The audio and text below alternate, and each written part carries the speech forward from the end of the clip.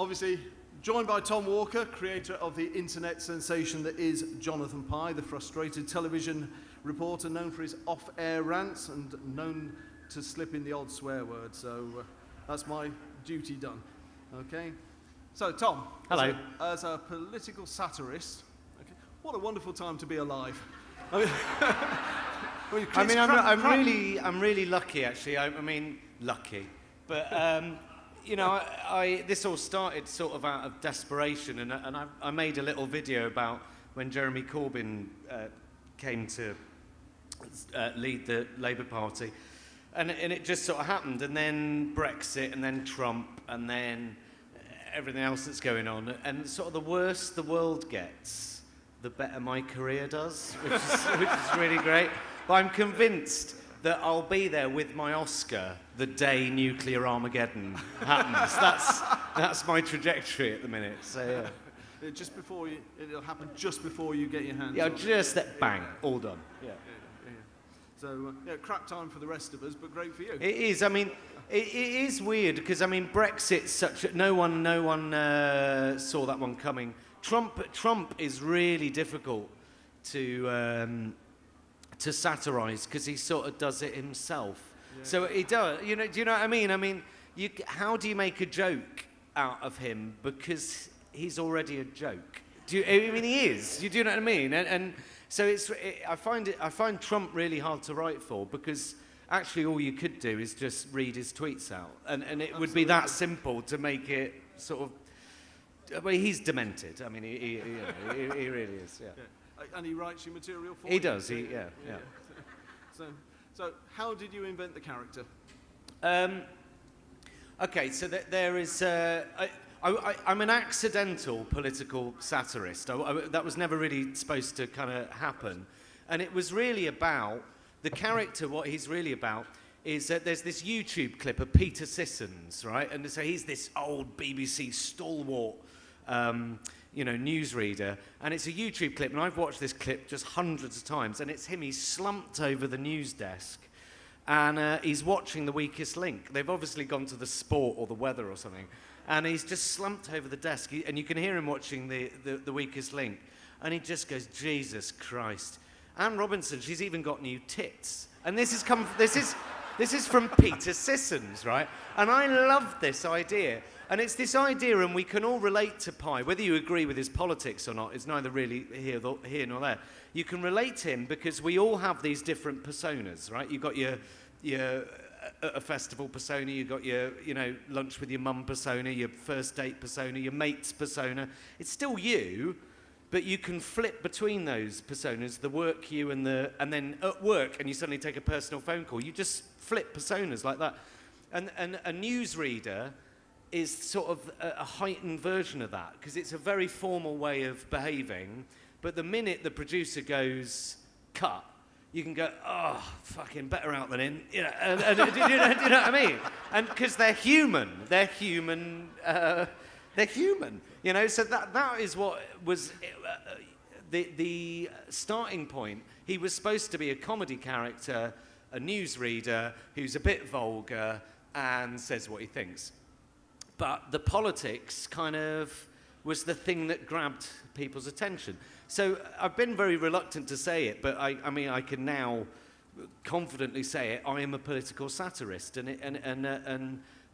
that was never the intention. But I think maybe because I was never I was interested in politics, but I wasn't particularly well versed in it, that I hope that gives it a lightness of touch. And I also hope, which I hope I try to do. It's very, very easy to have a go at Trump and Theresa May and the Tories and all of those bastards.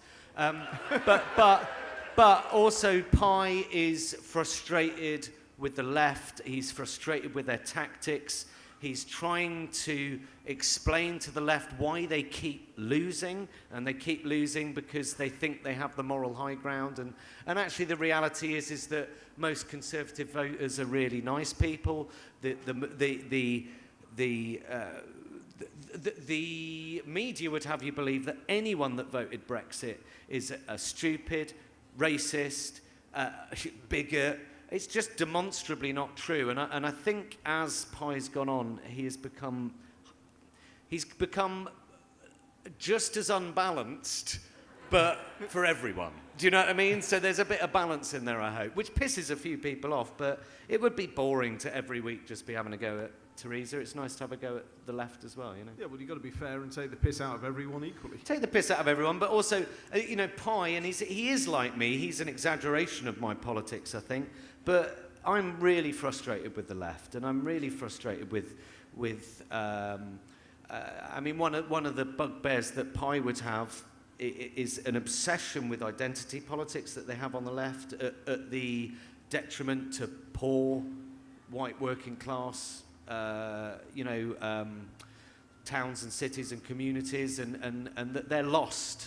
They're lost to this idea that of this very prescribed Guardian reader view of what the world is. And the Guardian has its place, but the idea that the Guardian is any less that has any less of agenda than something like the Times is a preposterous notion to me. I mean, the Guardian is obsessed with the way I see it, and the way Pi would see it is the left are obsessed with diversity as long as it isn't diversity of opinion, and I think that's where they fall down, in my opinion. Yeah.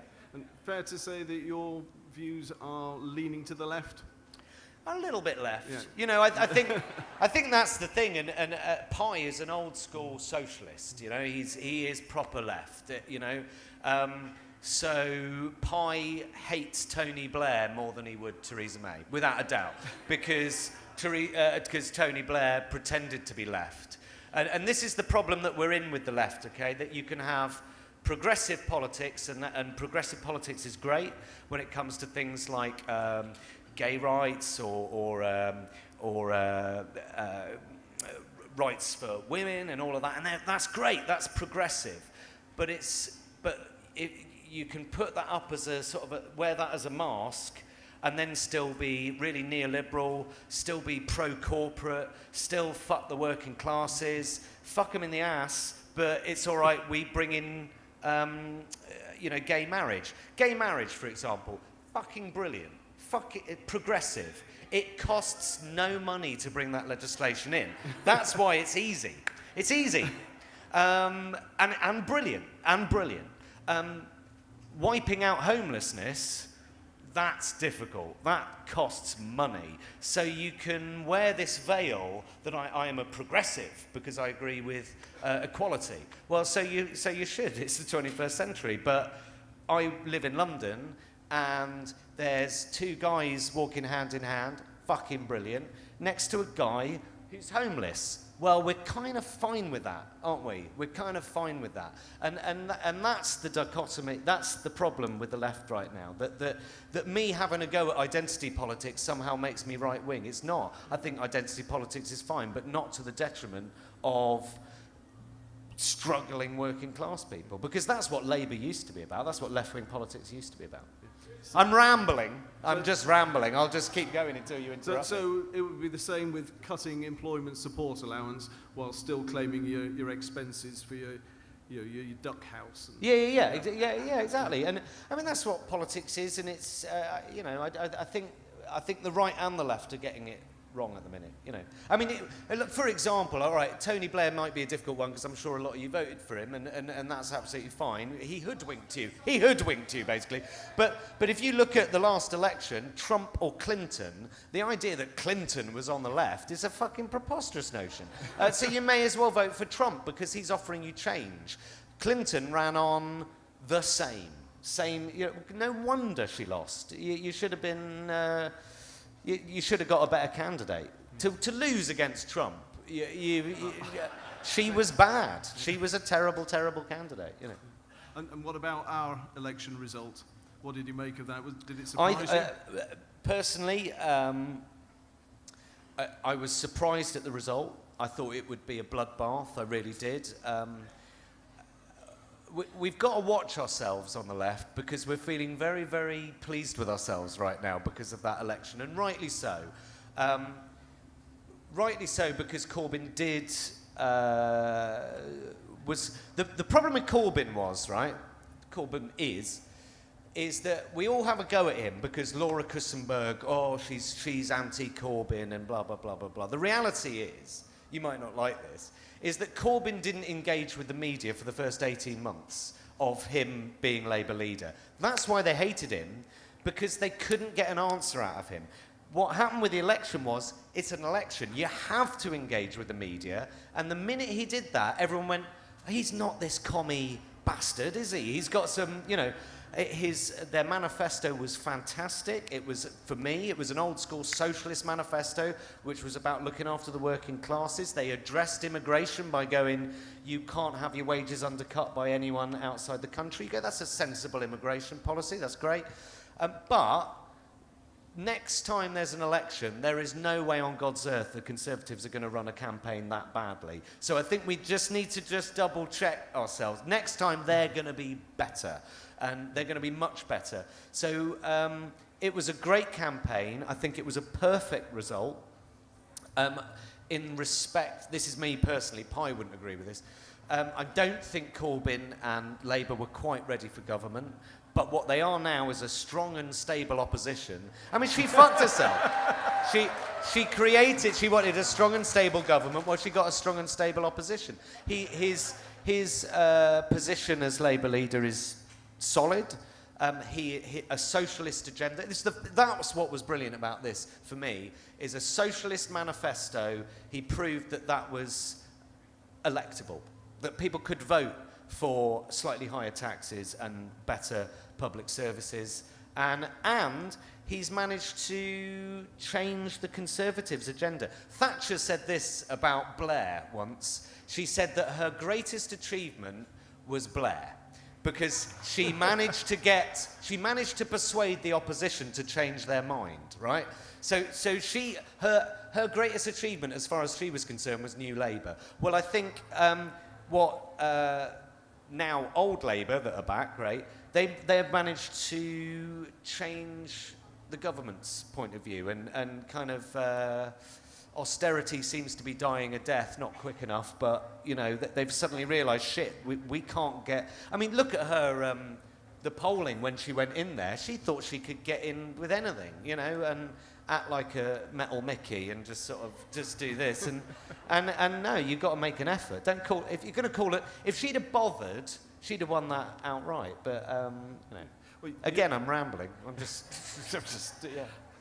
You only need to look at the way that Jeremy Corbyn engaged with people with real empathy, and she wouldn't even meet people. And also, he was willing to answer criticism.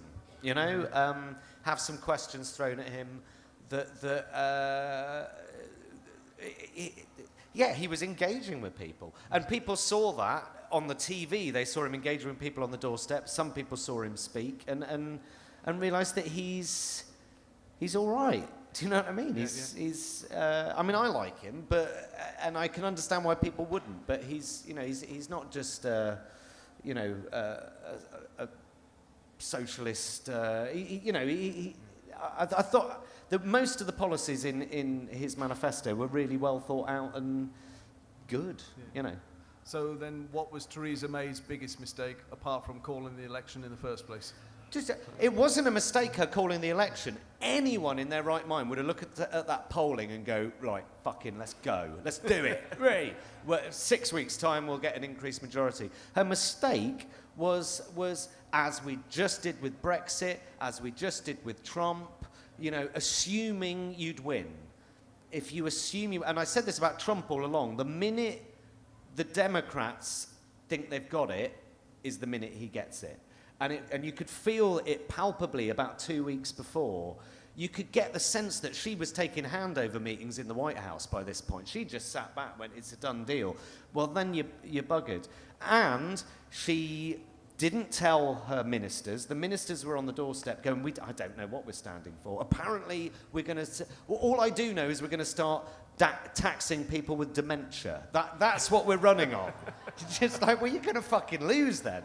Of course you are. And she is one of those, in the same way that Cameron, I mean, if you look at Cameron now, he seems sort of quite human, actually. I mean, pig fucker that he was. Do you know what I mean? But he was affable. He seemed well met. He seemed like the sort of person, despite yourself, if you were at some sort of gathering that he was at and you were introduced to the Prime Minister, you'd kind of go, actually, he was really nice. But with Theresa May, you just walk away and go, is she alive? The way I was describing her is like a really good Jim Henson puppet. Do you know what I mean? Like a really realistic Jim, but you can sort of see the sticks. Do you know what I mean? Just like, are you fucking human? And that's the problem, is that you get I mean, you've got it more with Cameron, I suppose, this idea that how dare you talk about homelessness and poverty and blah, blah. You know, I know where you come from.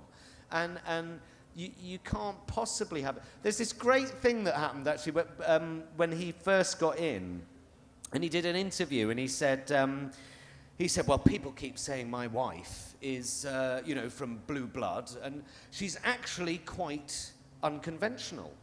She went to a day school.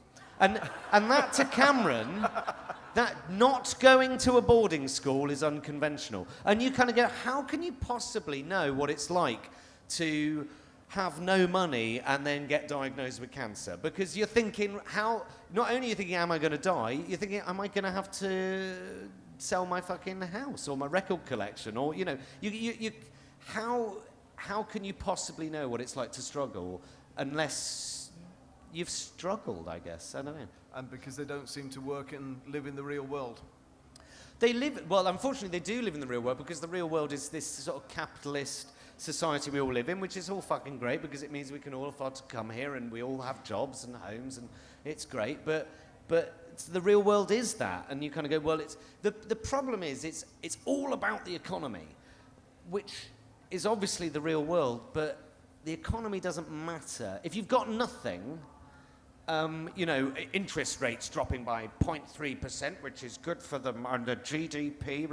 I can't afford to fucking eat, and that's what So it's about being unrelatable. And Corbyn, he might be. Corbyn's really boring if you think about it. He enjoys his allotment and he's dull. But when he talks about certain things, you kind of go, you do get it. You do understand it, and that's why he's attractive, I think. Just when you hear someone speaking, you kind of go, yeah, I can see that you get it, Yeah. So how long's Theresa May going to last? Oh, I don't know. I think she's here for a while. I did a little bit about this a few weeks ago. Brexit's going to be a mess, whether you voted for it or not. It's not going well, They clearly don't really. The problem is if you voted to leave the EU, that's fine. But one assumed, I think, if you put your cross next to that box, well, the politicians that are for this must know how this is going to work. And the problem is, of course, it was kind of clear to me at the time that, of course, no, they don't. So it's going to be a shit fight. So you may as well keep Theresa May in, because she's damaged goods, she's awful, she's unelectable, she's barely electable. She can take the hit. In 18 months' time, we're out of the EU, then we have what looks like a very nice, pleasant handover. And then the shit really starts, because by that point there will be a natural heir, and then they will call an election probably. We might see a full term. And then Corbyn's going to have real trouble, because they're not going to repeat the same mistake again, Yeah.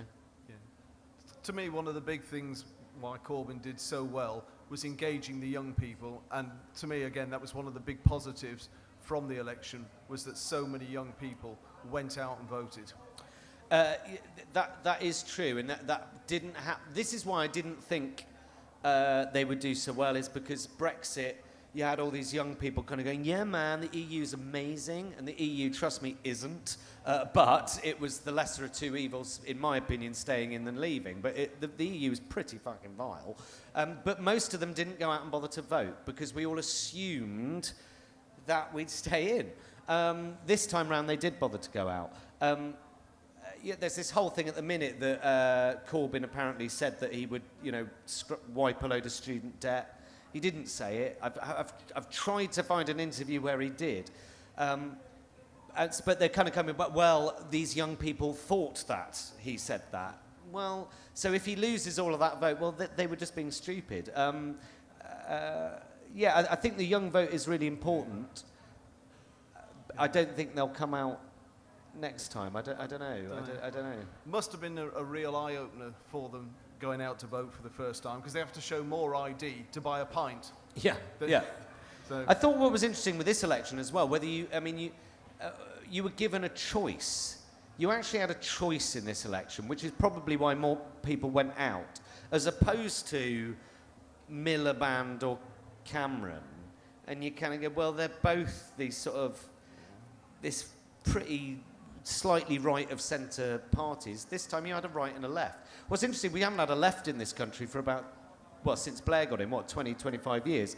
So Corbyn seems extreme, but he isn't. He's just left. He's just actually left wing, you know. I don't think he's extreme. So I think that might have got more people out this time, is that you were literally going that or that, as opposed to now, it was much more about personalities for about the last 20 years, you know. Who do you prefer? Because basically their manifestos would have been pretty much the same. Whereas this, you had tax people with dementia or a slightly fairer society. It was sort of, for many people, it was kind of a no-brainer, really. You know? yeah. But I think, as well, social media played a big part. Is that something that you detected?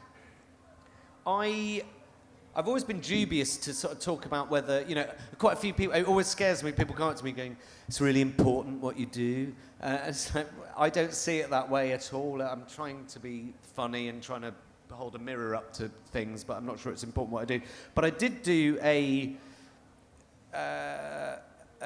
piece for this election, which was about, and I tried to make it as bipartisan as possible, about getting young people to register to vote, because it's too late 2 days before to go, oh, I think I might vote. Have you registered? No, I can't. And that got shared about, or viewed about 9 million times. And you think, well, if 1 in 10 of those persuaded, and then you go, well, if 60% of them are voting Labour, which would probably be my demographic, 67%, well, yeah, then maybe I persuaded 100,000 people to vote Labour, which might have tipped a few things over there. And you're going to go, yeah, sweet. So I suppose social media does have a problem. Social media is really problematic, because the problem is, which is what happened with Brexit, is we're all sat there looking at our feed going, oh, if you're even considering voting Leave, you're a bastard. And so you think everyone's in agreement with you, because everyone's saying exactly the same thing. And then the next day you go, oh my God, I'm living in a country of racists. But because Facebook has told you that you're racist if you're voting that way. And so social media did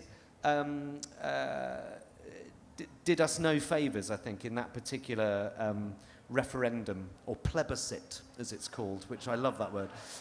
Literally going to the plebs. Love it, a plebiscite. Whereas this time round, it seemed to work a bit better. I think this time round, it was literally peer pressure of going, are you voting, are you voting, are you voting? And people picked it up. I think we're in danger with social media of being in a bubble. What's interesting with what I do is that obviously I've got a sort of a fan base, but you'll sometimes find somebody, I mean, he's a character, and sometimes he says something that's off colour or could be taken as misogynistic, and I'm never listening to you again because you said something I disagree with. And then you go, well, then you're part of the problem. I mean, like, for me, if I'm on Twitter, and if I see someone retweet something from someone and it's some awful right-wing thing that I totally disagree with, I follow them. I follow them immediately. I don't ban them. I follow them. I want to know what people are saying. So on my Facebook feed, I got Labour, the Tories, UKIP. I want to know what they're saying. It's really, really important. Whereas these days, no, ban them. He said something awful. So social media, it's an odd one. And I think what I do as well, people forget that it's satire. People forget that it's authored. I did one the other day that was about, and I started it off by going, oh, we think we've won the election, so we can all go back to doing what left-wingers do best, which is finding offence where there is none. And then went on to this scatological, sexually charged diatribe at Theresa May, which was authored to be just on that edge. And I made a joke about shagging a fat bird in Magaluf, right? There was a joke about that in there. And the shit that I got off that. And you go, he's a character who is talking to his producer. This isn't within its world, it's not privy to anyone else, and he's just having a chat. I'm never listening to you again because you made a joke about shagging a fat bird in Magaluf. And the idea that I didn't know that was offensive when I wrote it, it's sort of bizarre to me. But I think that is the social media... and also by virtue of it being on social media, it's I will comment. I enjoyed that joke, but you weren't right there, and you go, oh fuck off. It's you know, of course I'm making it up. You know. So do you get many people think that you're real? Well, everyone calls me Jonathan. But that's all right. That's all right. And I think most people think that that every opinion I put across is mine. I mean, our politics are very, very similar, don't get me wrong, but I wouldn't always put it in those terms. So, yeah, I mean, I think a lot of people think that they can't quite work out what it is, which at this point I'd go, come on, you must fucking work out that someone's writing, performing this, and it takes more than one take to do it in. But, you know, if people think, oh, I think a lot of people don't quite get what it is. I think what's interesting is most of the demographic here would understand what I do because they grew up on angry, ranty, anti-Thatcher satire. A lot of the young generation, they think what I do is new. It fucking isn't. Just shouting at Theresa May. Go back 30 years, it was full of it. People just getting really, really angry. I mean, that's one reason I'm glad Corbyn didn't get in, because I'd be out of a fucking job right now. Do you know what I mean? You know, thank God for Theresa May. I hope Boris gets in next. Boris and Trump, fucking Oscar, and bang, all gone. Yeah.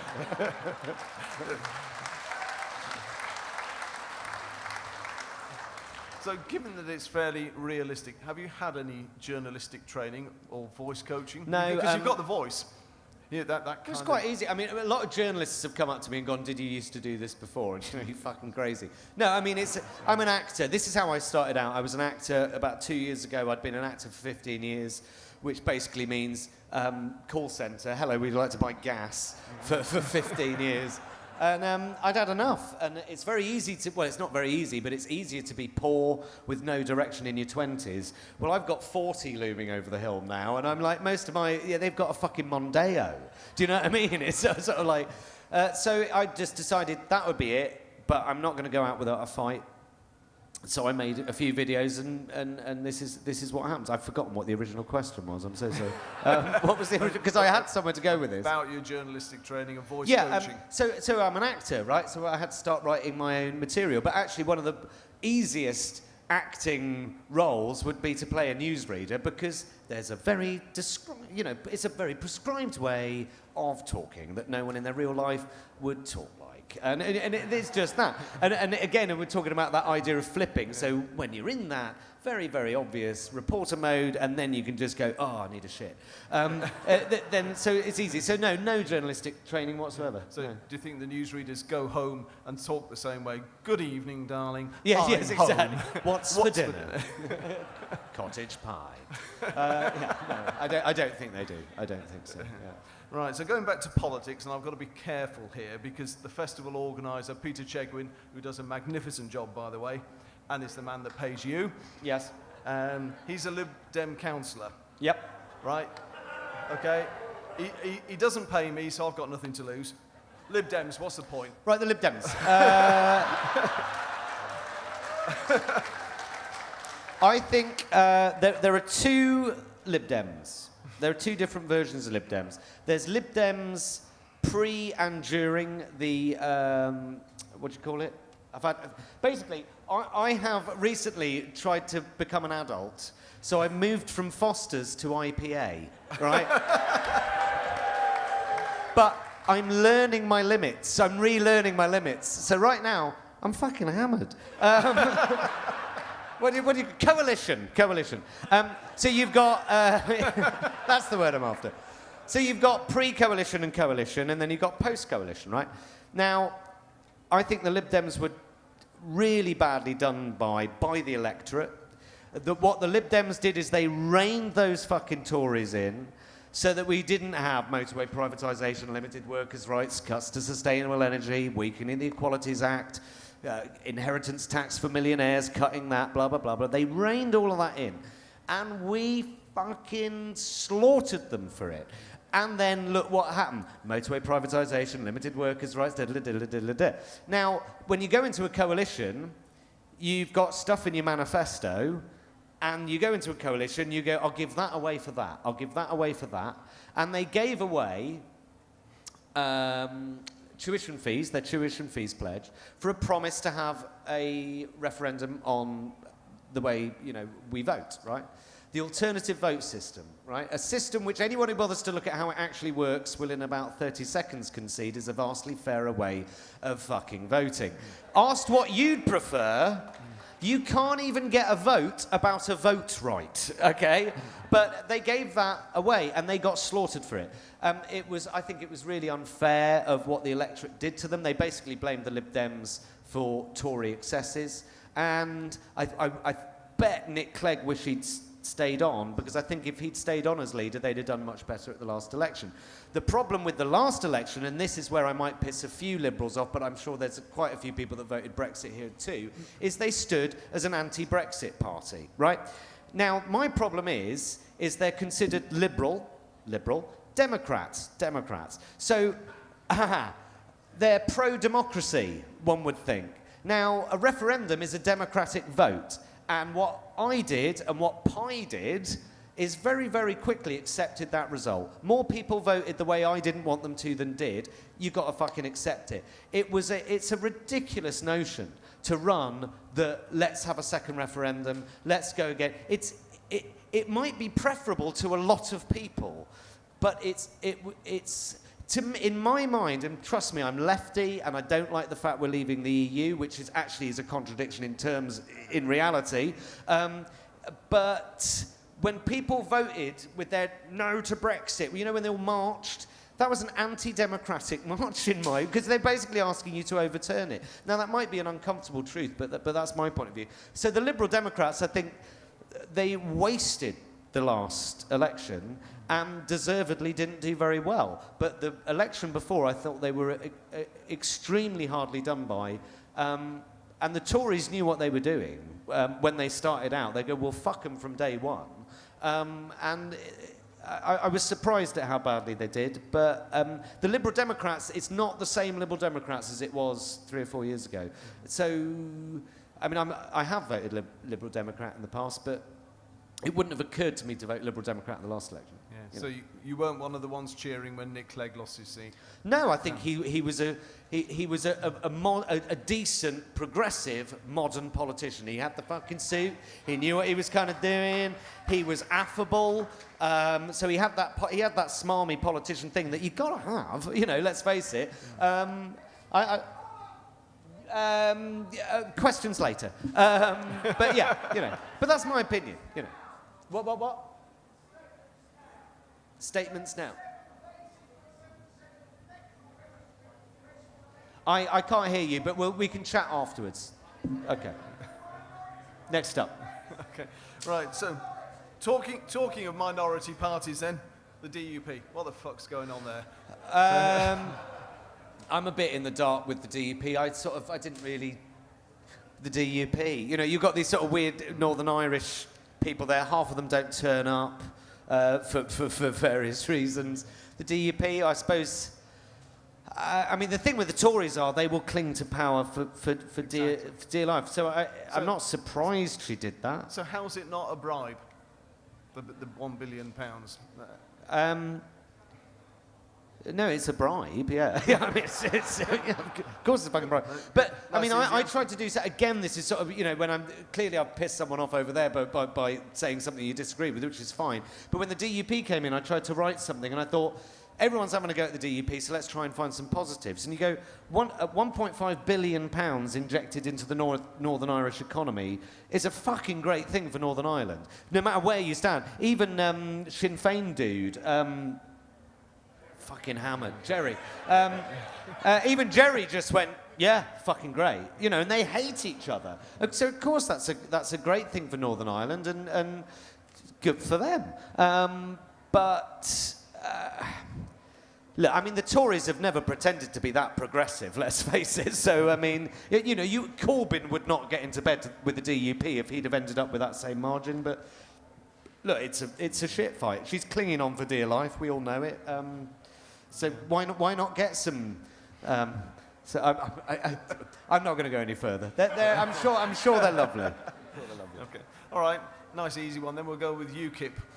Have they? What's their purpose now? Their purpose is they don't have a purpose anymore, and it's kind of do they even exist now? I mean, do they even actually really exist?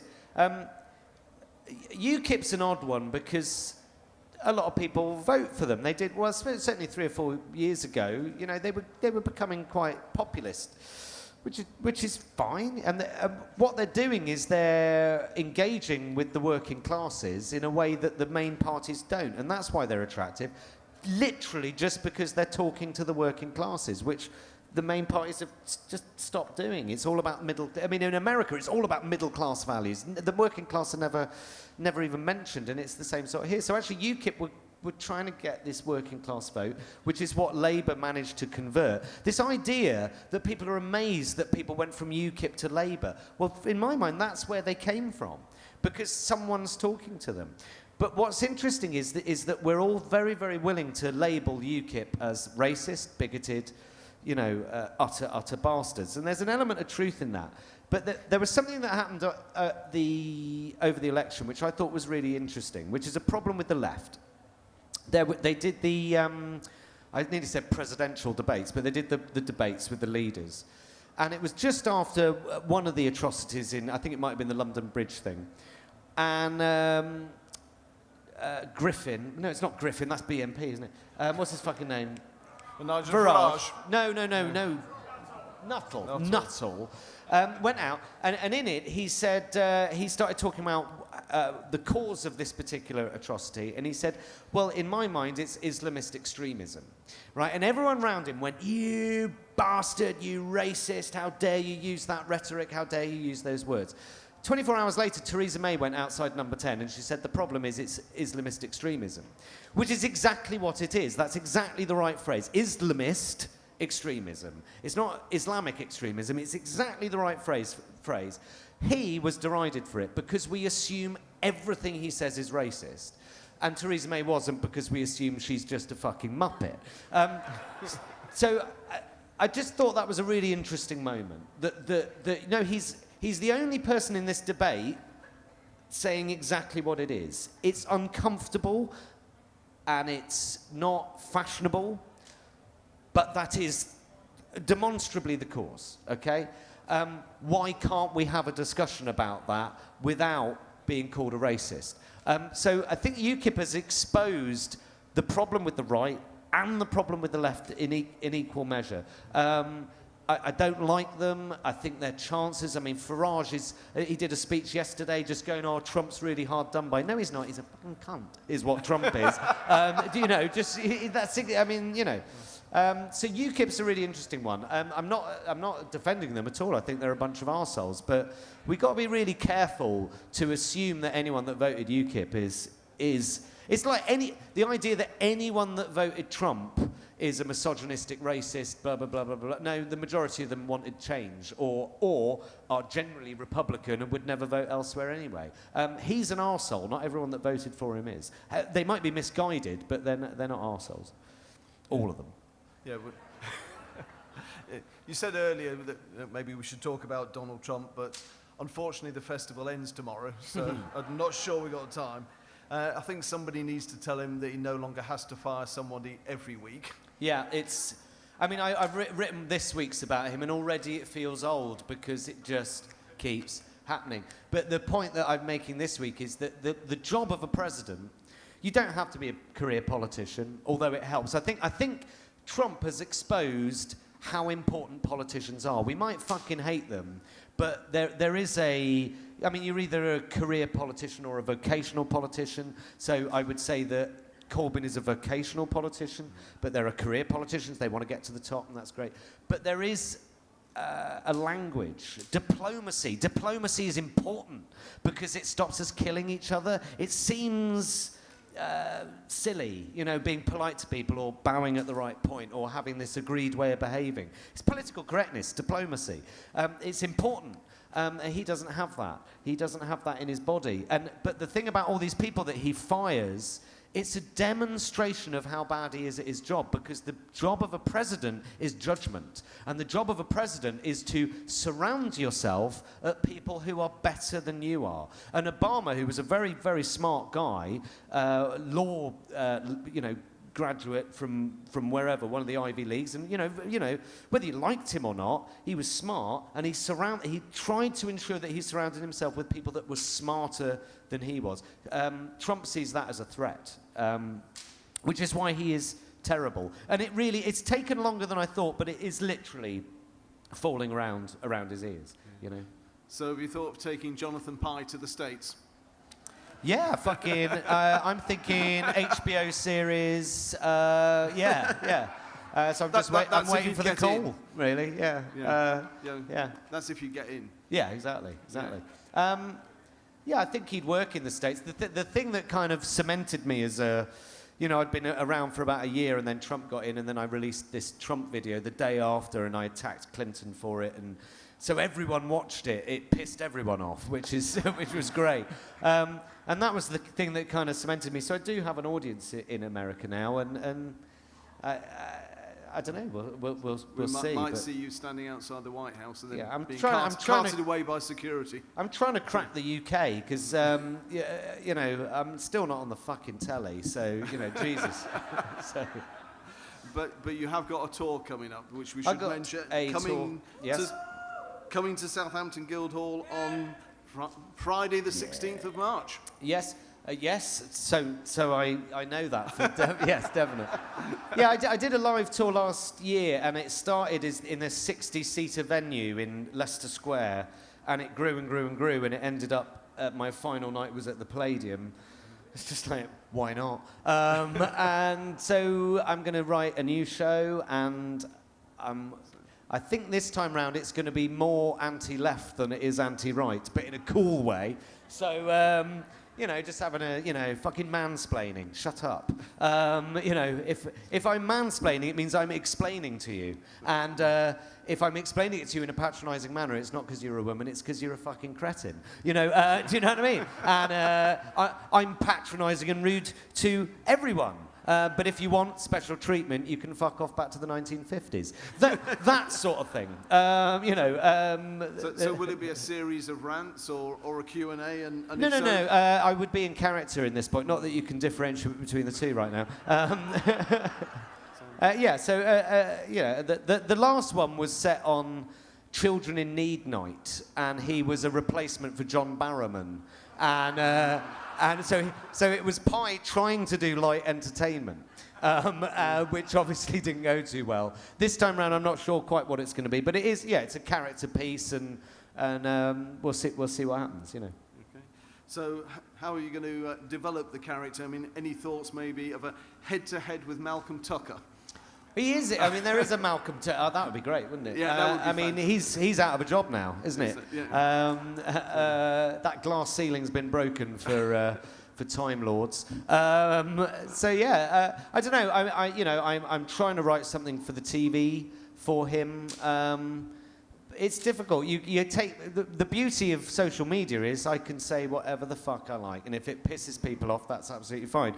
You suddenly go into a meeting at the TV, you go, oh, you can't say that. Yeah, but it's a joke about that. I'm going to tell. I wrote a line, and it involved the word spastic, right? And in it, someone turns round and says to the character that says it, you can't say that anymore. And then a joke ensues, not using the word, okay? And I was told in no uncertain terms that word is not allowed on television anymore. And you go, but it's a joke about, it's not a joke about that. It's aping. I've just found it really, really frustrating that what you're basically doing is you're shortening my vocabulary for sake of political correctness. And you go, that's kind of Orwellian. isn't it? Why can't I talk about the idea that 20 years ago that word was acceptable and now it isn't, and have a joke about someone not having caught up with progressive attitudes? That's what the joke was, but that word is a no-go, and therefore it's... so we can't discuss it. We can't even discuss the progression of language with regards to certain words, and I find that regressive. I find that Orwellian. I find it kind of, you know, throwing it down the chute to burn our history, you know, and that's something that I'm really interested in exploring. There's a whole phenomenon at the moment that people are trying to tear down statues of colonialists, slave traders, basically. I'm not sure what that achieves in my mind. That isn't a statue of a colonialist. You go, who's this dude? It's like, well, actually, he did this, and he was a slave trader. Colston Hall in Bristol, they're having to change its name because Colston was a colonialist. Well, who wasn't in that time? Bristol's economy is built on it. It's built on slaves. To wipe that out, to pretend it didn't happen, is revisionist. It's Orwellian. It's 1984. But it comes from a very good-natured side of the left. But I think it's misguided. I think it achieves... So I'm trying to write something for the TV about this. You can imagine that they're not really queuing up for it. But I think they're interesting discussions to have, and that's what I'm trying to do all the time. I hope there's no one in this room that has agreed with everything I've said today, because if so, you're mad. Because I'm an individual, and you're an individual, and you're supposed to... But I think we're getting to a point where if your offence is the worst thing that you can cause, and you go, nah, I mean, if I'm offended by something, I think, well, that's something within me. I'm rambling here, but this is a good point. I saw Frankie Boyle, which is not to everyone's taste, but I saw him live, and I thought he was I think he's great. I think he's great at what he does, but he's not to everyone's taste. But I sat there, and it was at the Hammersmith Apollo, so it's 3,000 people. And there were 2 or 3 occasions that evening where I went, oh, fucking Jesus. You know, you've offended me. But, of course, the people around me were laughing. And, of course, 10 minutes later, I'm howling, crying with laughter at something, but the person next to me is going, that is. And you go, it's personal. You can't legislate against offence. You can't do it. But I think we're in danger of hitting a point where being offended is awful. It's fine, great. I learn something about myself every time I feel offended. You go, well, that's my limit. You know, what's wrong with that? If you don't like it, get up and leave. You know. And then you wonder why you haven't cracked it on TV. Yeah, exactly. Or America. Damn, fine. So I did a thing for. I don't know if you've seen the MASH report, which is the new sort of satire thing on TV, and I wrote something for them, but it was anti-left and it was anti-the Guardian kind of fashionable view, and I haven't heard back, you know, and you kind of go, isn't it more exciting to challenge a little bit? And you know, I watched the MASH report and I thought it was pretty good, but there wasn't a single joke about Brexit that wasn't having a go at anyone that voted Brexit for being thick and stupid. And you could just kind of go, oh, is that really? Is that it? Is that all we're allowed to do? It might be more interesting to expose how awful Brexit is by taking it from the other route, you know. But I'll sell out at some point and I'll do any old shit for a check. But I've got about 6 months in me before I sell my soul, I guess. So they've not roped you in for comic relief then? Kick it off with Malcolm Tucker. I did a little thing for comic relief, and they didn't allow me to swear. So they are the least viewed videos I've ever put out. So you can't do a pound a swear word. People. That would work, wouldn't it? Yeah.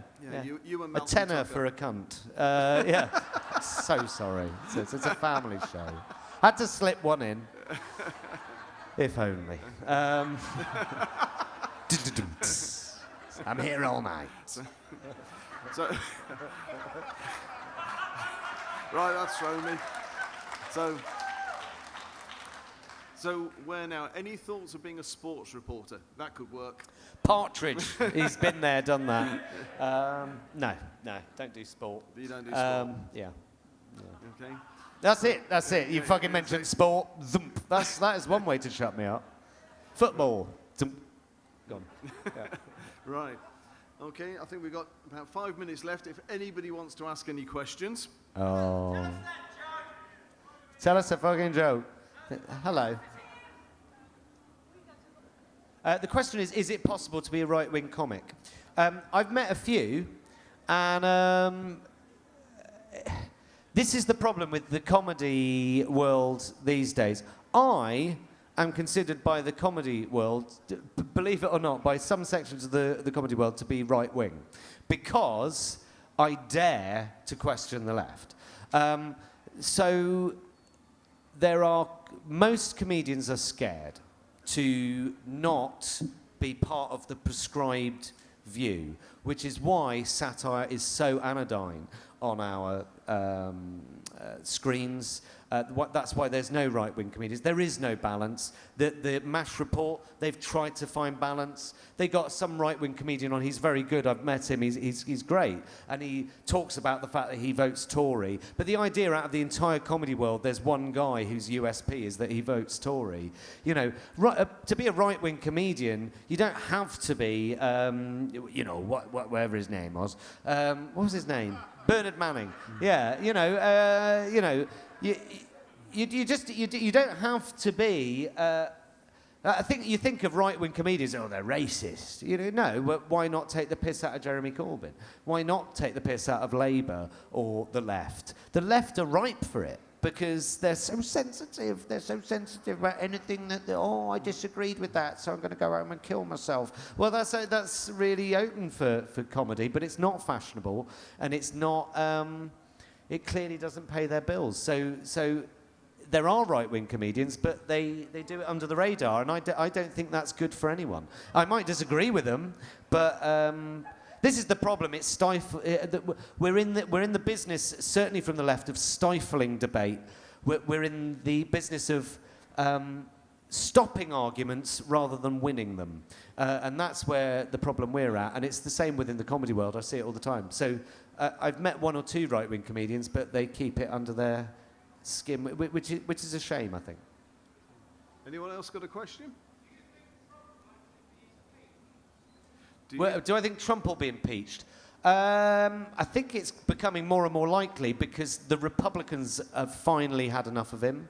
They're finally pissed off with him.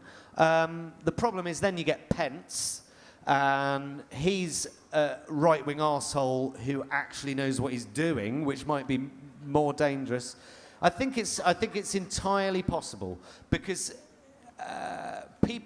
impeachment proceedings have only started against two presidents, I think, and they were started for much less than this. There was one guy about 150 years ago, and he was impeached on a technicality, and then it was Clinton for not jizzing on an intern's dress, but jizzing on an intern's dress and then lying about it. It was the lying that was the problem. I think Trump's done much worse than get a blowy in the White House. If I was president, wouldn't we all?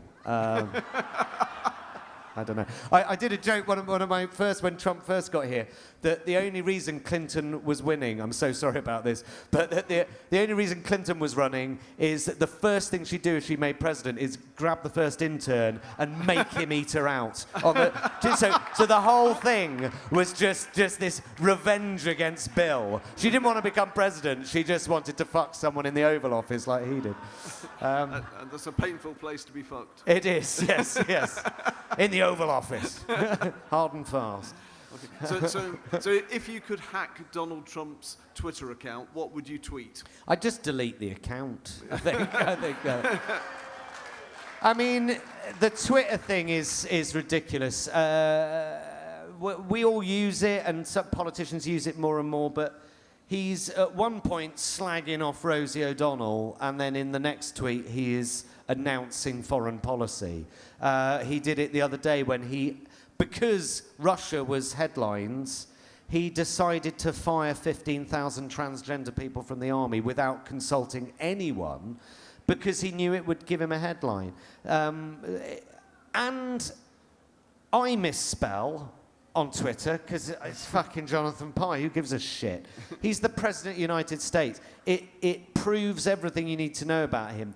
He's not being advised by anyone, or if so, he refuses it. If you're refusing to spell check announcing a change of foreign policy against China in 140 characters, you are not suitable for the office. So every time he goes on Twitter, he proves how awful he is at the job that he does.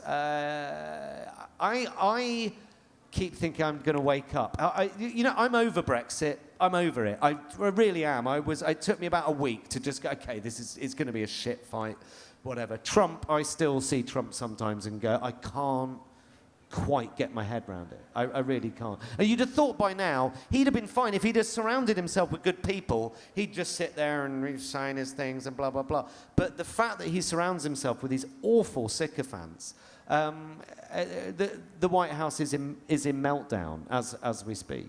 Meanwhile, he's tweeting, "Great day at the White House." It is a joke. It's a joke. So, just to finish then, what do you see for the coming year? Because nobody could have predicted the year that's gone. Oh, go on then. In 3 years' time, yeah. Bernie Sanders. I mean, he's a fucking... Bernie Sanders was great. I think they should have taken him over Clinton, although on paper he's slightly less electable. And I'm not sure... What you'll notice with Sanders, he got no negative press. And I think if the negative press went at him, because they wanted to get rid of Clinton, I think he'd have had trouble if he'd have made it. I think he's too old now to go again. What they need to do is find a progressive candidate that's young and charming and that can articulate a sentence. And I think if Trump stands again, he'll easily be beaten. I don't think Trump's going to stand again, because then he's done it. He doesn't have to lose, doesn't have to do it again, and he can stand back, and he was the president. Right now, my instinct is he won't run again. Sanders, I don't think we'll see him again, but he is, in theory, the leader of the Democrat Party now, and it's all the better for it, because he's a lefty, and that's what... You should have a right and a left. I mean, that to me is... That's why I think our politics is in a great, great state at the moment. You've got a right-wing government that is weak. You've got a strong left-wing opposition. Now we can start debating. Now we can start having arguments on a fundamental level. Do you agree with socialism? Do you agree with the NHS? And you can actually have an argument and debate. And I think that's what they need to have in America, because they didn't have a grand debate there. It was Clinton in the pockets of everyone, or Donald Trump, who is obviously demented and unqualified. I mean, it really wasn't much of a choice for a lot of people. I would have voted Clinton, but I can imagine being in a position where I would have hated to put my cross next to her. But against Trump, it was no brainer for me. But Sanders, I wish he'd have done it, and it would have been interesting to see what would have happened. But I don't think... He's fucking old. I mean, he is old. He's like an unrealistic Jim Henson puppet. You know what I mean? It's like he's an old dude. Right, well, I think we're getting the sign that we're going to have to leave it at that. But you can all say thank you very much to Tom Walker, Jonathan Pye. Thank you. Cheers.